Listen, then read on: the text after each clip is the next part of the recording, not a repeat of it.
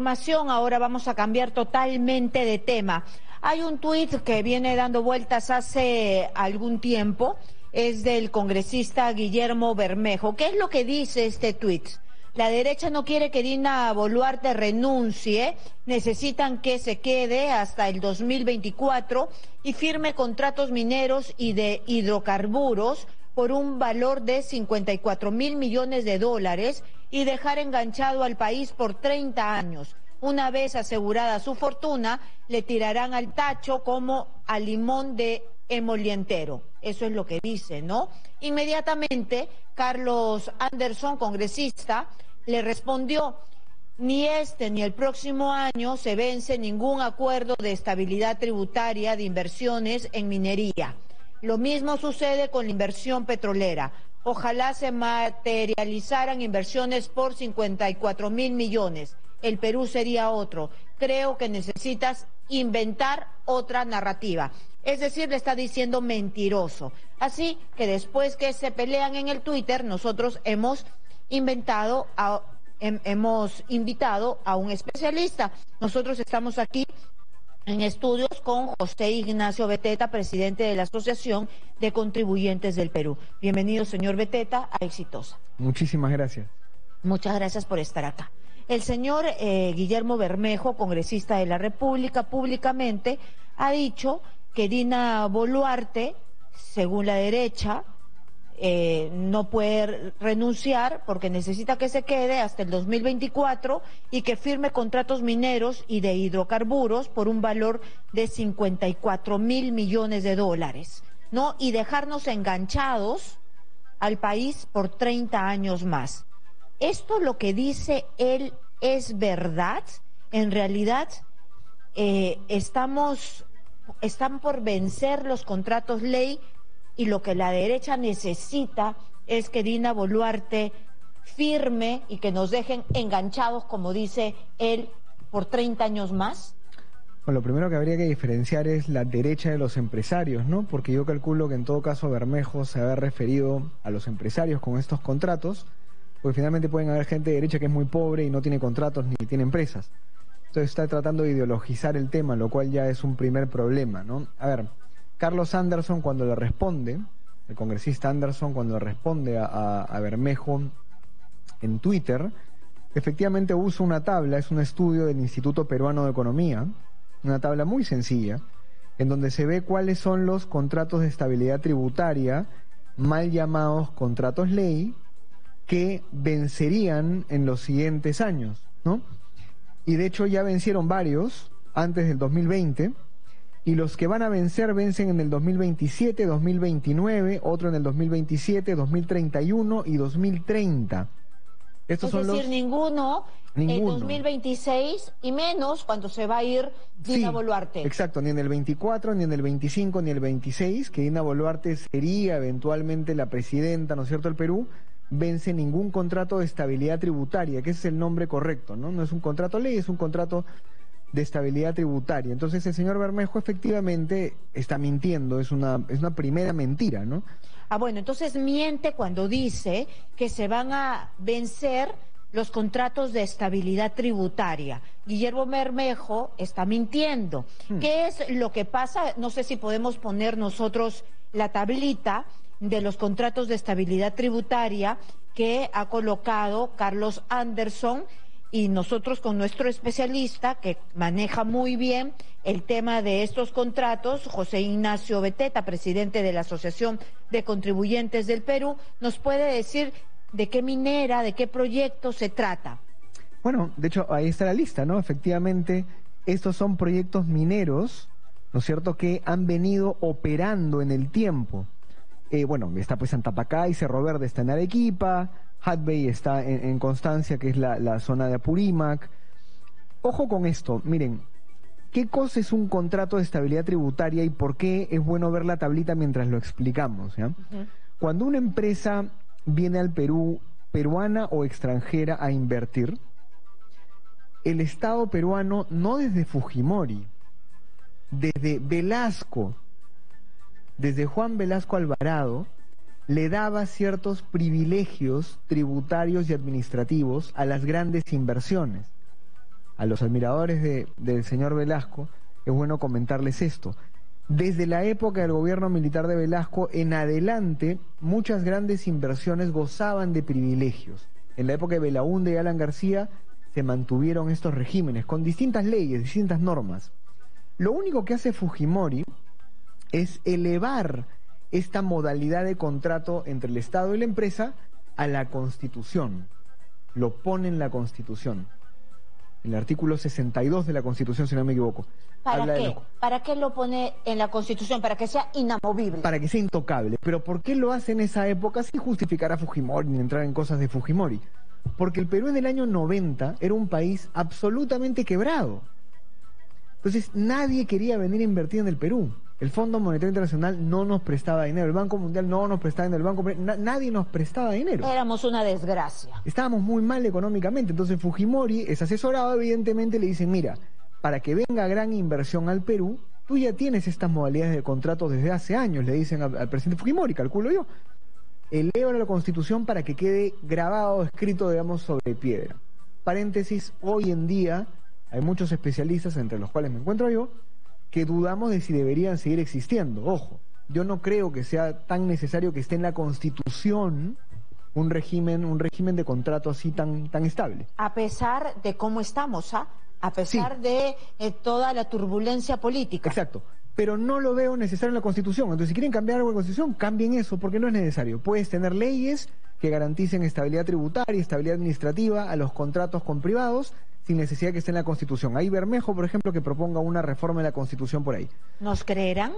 Bueno, acá viene el segundo tema, ¿no? Una vez que ya entendemos la historia de estos contratos de estabilidad tributaria o contratos ley, ¿por qué ocurren? Porque la minería no invierte 5 años, invierte 30 años, 40 años. Lo mismo son las inversiones de hidrocarburos. Los mismos son algunas inversiones de infraestructura, ojo, represas, hidroeléctricas, puertos, se quedan 20, 30 años. Entonces, claro, son mega obras. Son obras muy grandes en donde el Estado cambia, porque cambia el presidente, cambian los congresistas, cambian los ministros. Claro, entonces, ¿qué y ya hacen? hemos visto nosotros que en 6 años hemos tenido 6 presidentes. Necesitan estabilidad. Y con Castillo tuvimos 80 ministros. Entonces, ya la primera mentira es que no vence ningún contrato en el 2024. Primera mentira, y que yo quería remarcarlo, ¿no? Primera mentira de Bermejo, para comenzar a decir las cosas claras, ¿no? Acá dice minera, refinería Cajamarquilla. Empezó año de firma del contrato 95, culminación del contrato 2020. Minera Barrick, Alto Chicama. Año de firma del contrato, 2004. ¿Cuándo terminó? 2020. Minera Chinalco.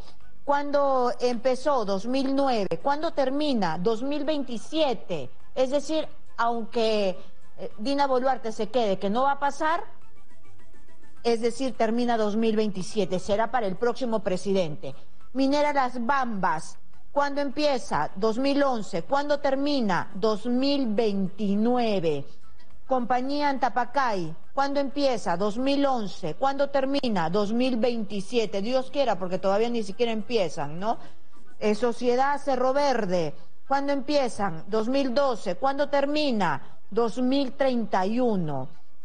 Y también Hyundai Perú, Constancia, es el proyecto Constancia, 2013. ¿Cuándo termina? 2030. ¿De dónde se inventaron de que hay que firmar algo? Y además que estas inversiones en este momento están con serios problemas, ¿no? Además, claro, además que, digamos, hablar de contratos que vencen este año, lo cual es falso, y para colmo, pensar que esos contratos son malos, ya es la segunda mentira, justamente a lo que íbamos, ¿no? O sea, cuando uno estudia por qué el Estado tiene que darle estabilidad a los inversionistas, es justamente porque en los 90 nos iba mal y ahora nos va muy mal también.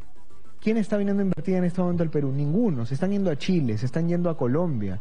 Se están yendo a Colombia muchas empresas que podrían venir acá. Entonces, claro, además de hablar de estas cosas falsas, ahuyentan la inversión y generas en la población esta especie de idea de que hay una especie de contrato oscuro entre el Estado y las empresas. No. los estados y las empresas aquí en Sudáfrica, en Australia, en Canadá, en Kazajistán, en cualquier país del mundo, los estados firman contratos con las empresas privadas. ¿A quién se le puede ocurrir que eso no ocurra? En cualquier país desarrollado, los estados firman contratos con empresas privadas cuando, como bien lo dices tú, van a hacer mega obras, porque ya son obras tan importantes que ameritan una inversión muy grande y mucho tiempo, ¿no?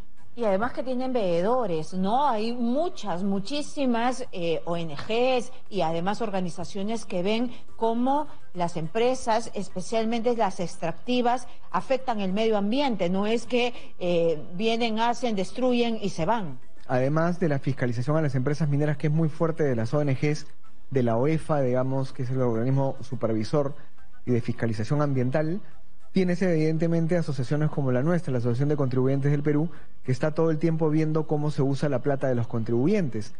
Y lo que ha pasado el año pasado en el país es que se ha devuelto muchísimo dinero. Es decir, el Estado peruano no le falta dinero. El Estado peruano tiene un presupuesto de casi 190.000, 200.000 millones de soles en promedio en los últimos 2-3 años. Y de esa plata devuelven el 25% al MEF, al Ministerio de Economía y Finanzas, porque los gobiernos regionales, las municipalidades y los ministerios no están usando el dinero para hacer puentes, para poner agua, para poner luz, para poner salud, educación. Entonces, volvemos a lo mismo, ¿no? En vez de estar tratando de satanizar la relación de las empresas con el Estado o hablar mal de la inversión privada, vamos a donde está el verdadero problema. El verdadero problema está en que tenemos un montón de dinero en el Estado que no se usa o que se roba, ¿no? La Contraloría lo dijo también, el 13% del presupuesto del Estado peruano se va en corrupción. 13% son 25.000 millones de soles más o menos al año. Entonces, hay que poner el foco donde están los problemas, no en estos mitos, en estas narrativas, como dicen. Todo se puede mejorar. De hecho, de que una empresa extractiva siempre lo puede hacer mejor para que no haya ningún tipo de afectación en la ecología. Pero usted ha dado en el clavo. ¿Dónde está el escollo? ¿Dónde está eso que se puede mejorar? Porque yo digo, si hay una sarta de ineptos en los gobiernos municipales, hay una sarta de corruptos en los gobiernos regionales, ¿qué hace el gobierno nacional para tratar de encauzarlos, darles técnicos, ya que los chiquitos no pueden sacar pues el San Martín y decirles por aquí tienen que ir? Es una muy buena pregunta. Aquí yo hago 3 comentarios. El primero es la famosa descentralización, ¿no? Nunca fue realizada de la manera correcta. No hubo una descentralización adecuada. Entonces, transferimos servicios que no debimos transferir, así nomás a la ligera, como por ejemplo salud y educación, se hizo mala transferencia, y no transferimos otras cosas que sí se debieron transferir. Entonces, por ejemplo, las capacidades y, digamos, toda la parte de recaudación tributaria que es muy mala en las regiones y que no funciona. Entonces, el primer problema es la descentralización. El Perú no es un país descentralizado correctamente. No tenemos los gestores en las municipalidades, en los gobiernos regionales que sepan utilizar el dinero. Ese es el primer punto. El segundo punto, y lo has dicho muy bien, yo me sigo sorprendiendo de la cantidad de políticos, funcionarios que ganan un sueldo al final del mes, a pesar de que no hacen nada, y que están calentando banca en un ministerio o en algún lugar en el centro de Lima, en algún espacio de alguna entidad pública. Tú sabes que del 100% del presupuesto del Estado, casi el 60% se va en sueldos. Y ese presupuesto de los sueldos, ese sí se ejecuta al 99% todos los meses, ¿eh? Ah, sí, claro. Y el resto se guarda o se revierte. Y el de inversión pública nunca llega al 60 ni al 70%. Entonces, tienes mucha razón. Tenemos un montón de burócratas, un montón de funcionarios del Estado que no están haciendo que las cosas se agilicen y que no están ayudando a las regiones a que puedan destrabar y agilizar proyectos. Ahí va un segundo problema. Y el tercer problema, sí hay que ser muy sinceros. A ver, la señora emprendedora, el señor emprendedor, el joven estudiante que vive en Chumbivilcas, al primero que tiene que fiscalizar es a su alcalde. Al segundo es a su alcalde y al tercero es a su alcalde. cuando en redes sociales aparecen estos políticos y empiezan a decir, no, es que el Congreso, no, es que el presidente, no, es que el ministro, no, es que la CONFIEP, no, aguanta. El primer funcionario del Estado que debe velar por el ciudadano es el que está a su costado. Exitosa. Es el alcalde, el teniente alcalde, el alcalde provincial, el gobernador regional. ¿Y sabes qué es lo que pasa en muchos pueblos? Y lo sabemos muy bien, cuando a ti te dan trabajo ya no te quejas. Entonces, ¿qué hacen los alcaldes? Le dan trabajo al primo, le dan trabajo al amigo, le dan plata al sindicato por acá, le dan plata a este colectivo de aquí, al frente. Y claro, entonces nadie se queja de ese alcalde por el cual votaron y que no está usando el dinero bien, se lo roba o se la regala a sus familiares y amigos, ¿no es cierto? Y entonces no tienen agua, no tienen luz. ¿Y a dónde se van a protestar? A Lima, porque obviamente las ONG les dicen que en Lima están los privilegiados y los millonarios. Entonces, la población, nosotros, los ciudadanos, tenemos una responsabilidad muy grande, ¿no? Ya es tiempo también de echarnos un poco la culpa a nosotros mismos y decir por quién votamos. Espejo, ¿no? Exactamente. Mirarnos al espejo. Muy bien, ha quedado clarísimo y de hecho que vamos a volver a conversar porque todavía vienen las elecciones, todavía hay que ver qué es lo que están haciendo los alcaldes, los gobernadores, qué es lo que, bueno, los que acaban de entrar, pero cómo dejaron, el desastre que dejaron los anteriores para no volver a cometer los mismos errores. Ha estado con nosotros José Ignacio Beteta, él es presidente de la Asociación de Contribuyentes del Perú. Muchas gracias por estar aquí. Ahora nos vamos a ir